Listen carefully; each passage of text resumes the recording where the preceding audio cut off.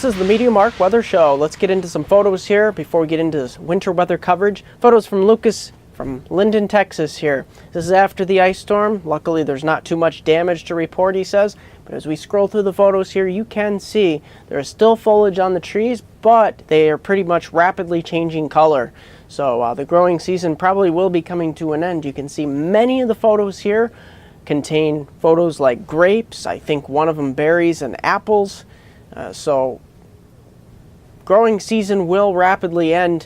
Of course, there's a lot of cold air in the area coming down from Canada over the next several days for Linden, Texas, and that's not looking very good for any growing season. But hopefully everything that's, I believe, harvested everything you need to harvest. But take a look at some of these photos here. You do have one of some down trees here. I think that might have been from the ice, but thank you, Lucas, for capturing this. Basically captures the essence of the South for this time of year, heading on into winter time, and you really can see a good deal of signs of late fall into winter really rapidly approaching here in Linden, Texas. So thankfully that ice storm didn't cripple you. So but we got some major cold air coming down from Canada. So thanks, Lucas, for sending those in. As always, don't forget to send in your photos and videos here to MeteoMark. Let's take a look at the precipitation totals across the nation here. Look at heading on into the deep south, portions of the Appalachians, heading up into portions of the central mid-Atlantic. That's where we'll see those 2 to 3 inch amounts in widespread totals here due to this first storm system that moves through the Ohio Valley and into the Northeast and spreads a cold front for later Thursday into Friday, pushing colder temperatures, although we really won't get into the coldest air of the season until mid to latter portion of next week. Let's take a look at snowfall totals across much of the United States here over the next 48 to 60 hours, stretching on portions of basically the Ozarks, north and east of Oklahoma City, heading up towards Missouri, and then you stretch over towards the Ohio Valley, and eventually here into portions of the Northeast. That's where we're going to get into, of course, it's going to be lighter here in upstate New York and Northwest Pennsylvania and Ohio, where we'll get 1 to 2 inches, maybe 3 inches through Saturday morning. But it's mainly here across the backside of this system over the Ozarks in southeastern Kansas and Illinois. You get into those 3 to 5 inch totals, and then of course here in the more pinkish and orangish shading, you get into more of the sleet and ice mix. And thankfully we won't see significant totals of ice. We'll probably see 1/10 to an inch or less. But in some of the more fuchsia colors here, that's where we'll get into greater than a quarter inch of ice. So watch out for that. And of course, snow and sleet totals here in white on the backside and northern edge of this system. So let's get right into the scenario map here for your heading on into late Thursday and Friday.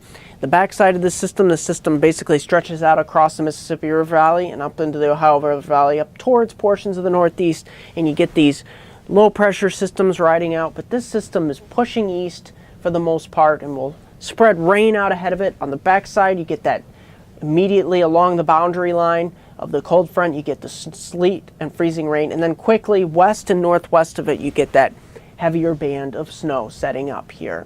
Now, heading on into later portion of the weekend into early next week, models are in very good agreement of a dual low pressure type scenario here. Dual meaning the first low will eject here out of the Gulf of Mexico with a trough, and this trough will set the boundary line here of which the first low pressure system will ride up along it here into the Ohio Valley, the west side of the Appalachians.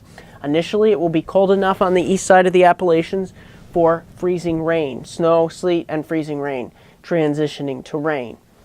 We get up to portions of the western Appalachians. That's where we'll get into the rainfall as the warm air pushes up the western edge. Here in the Ohio Valley, a mixture, and on the backside, some snow, probably on the order of 2 to 4 inches. Here across the mid-Atlantic, Pennsylvania, Maryland, upstate New York, it gets a bit more complicated. We'll start off as snow, transitioning to sleet and freezing rain overnight Sunday, probably accumulating about 1 to 3 inches before switching over to plain rain later Monday afternoon and evening.